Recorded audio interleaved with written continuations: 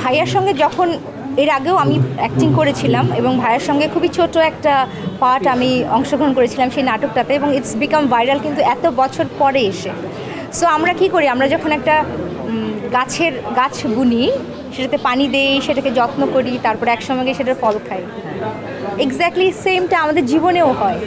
আমরা ছোটোবেলা থেকে গান শিখেছি, রেয়াজ করেছি, বিভিন্ন পর্যায়ে অতিক্রম করে আজকে ভাইয়া তাহসান ভাইয়া হয়েছে, আমি সিথি সাহা হয়েছি। So it's all same. আমার কাছে এইটাই লাইফ, আমার কাছে এইটাই। এই গানে একটা চমৎকার লাইন আছে, যে বুকে আমার প্রিয় শীতল পাটি। এই লাইনটা আমার স্পেশালি খুব পছন্দ। গানটা হয়তো বা ভাইয়া লিখেছে, ভাইয়া সুর করেছে, কিন্তু সামহাও আমার মনে হয় যে আমাদের প্রত্যেকটা মানুষের জীবনে এরকম একটা করে মুহূর্ত থাকে, সেটা আমরা কেউ কেউ হয়তো বা প্রকাশ করতে পারি, কেউ কেউ বুঝতে পারি, অনেকে আবার আছে বুঝতেও পারে না। সো ভাইয়া লিখেছে, কিন্তু আমি কিন্তু ফিল করেছি গানটা। অফকোর্স আমার জীবনেও এরকম কাহিনী আছে, আমার জীবনেও এরকম ঘটনা ঘটেছে।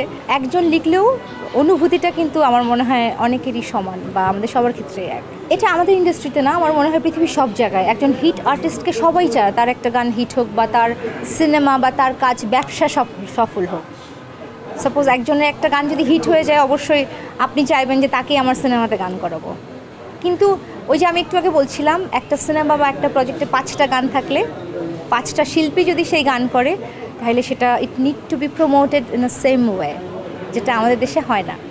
সাপোজ একটা সিনেমাতে একটা গান প্রমোট হয় বা 2টা গান প্রমোট হয়, বাকি গানগুলো হয় না। না হওয়ার কারণ আমার কাছে মনে হয় আমাদের ডিরেক্টর প্রডিউসারদেরকে আরেকটু যত্নশীল হতে হবে, এবং ডিরেক্টর প্রডিউসাররা যারা আছেন তাদেরকে ওই যে সিন্ডিকেট থেকে বের হয়ে একটু দেখতে হবে কারা কারা আসলে ভালো গান গায়, কারা কারা আসলে যোগ্য, এবং তাদেরকে যোগ্য সম্মানটা দেওয়া উচিত, এটা তাদের একটু ভাবতে হবে। শুরু আসলে কোথা থেকে হলো? সিন্ডিকেট পৃথিবীর সব ইন্ডাস্ট্রিতে আছে, আমাদের ইন্ডাস্ট্রিতে আছে।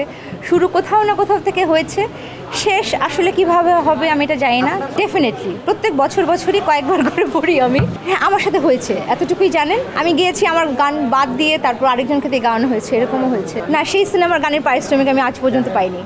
সো যেহেতু গান যায়নি, সেটা নিয়ে আমি আর কথাও তুলিনি। গানটা আসলে ভাইয়া বলে দিয়েছিল, গানটা আপনি একা একটা ঘরে বসে যখন শুনবেন আপনার সেটা ভালো লাগবে। সেটা কয়জনের ভালো লাগবে আমি জানি না, আমার কাছে ভীষণ ভালো লেগেছে। খুব চমৎকার একটা অনুভূতি কাজ করে গানটা, আপনি ফিল করতে পারবেন গানটা যখন শুনবেন। আমার কাছে মনে হয় অনেকের ভালো লাগবে, এবং যারা নতুন নতুন ছ্যাঁকা খেয়েছেন তাদের কাছে ভালো লাগবে আরও বেশি। প্রত্যেক বছর অনেক অনেক শিক্ষা থাকে। 24 সালে অনেক বড় শিক্ষা হয়েছে আমার, এবং এই বছর অনেক গান করতে চাই, আর কিছু করতে চাই না। যে মানুষটাকে এত ভালোবাসি সে ক্ষমা করে না, যে বুকে আমার প্রিয় শীতল পাটি সে আগলে রাখে না। অবহেলায় অবহেলায় কাটুক জীবন আমার, অভিমানে অভিমানে একা ঘর আমার। ভালো গান করতে পারি। এখন আপনারা যদি বা আমার দর্শকরা যদি গিয়ে একটা খারাপ কথার গান আপনারা ভাইরাল করে দেন, এটা তো ভাইরালের যুগ আসলে। সো আমি বলতে পারি না কার কোন গান ভালো লাগে বা কে কোন গান ভাইরাল করে দিবে। অনেক পচা গান হিট হয়ে যায়, সেখানে আসলে আমাদের কিছু করার নাই। তবে আমার কাছে মনে হয়েছে আমরা যারা আসলে ভালো গানটা গাইতে চাই, তাদের সাহিত্যকালটা থাকে সেই গানের, এবং ভালো গান হবে। যে যাত্রাটা খুব মসৃণ হয়, সেই যাত্রাটা খুব দীর্ঘ সময় ধরে থাকে না।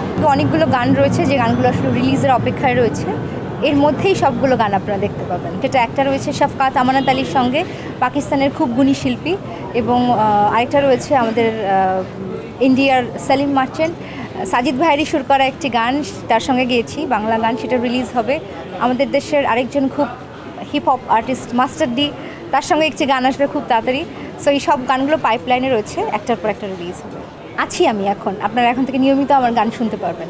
অভিনয় তো অনেক আগে করেছিলাম, নতুন করে আমি তো অভিনয় করলেও সেই দেখা যাবে যে বছরে 10টা করবো না, হয়তো বা বছরে 1-2টা করবো। If it is so exclusive something, then I will think about it. I am doing well now, আলহামদুলিল্লাহ, by the blessings of almighty. আমি এখন ভালো আছি, এবং আপনাদের সবার ভালোবাসা পাচ্ছি, এর থেকে বেশি কিছু আর হতে পারে না। So I am perfectly fine now.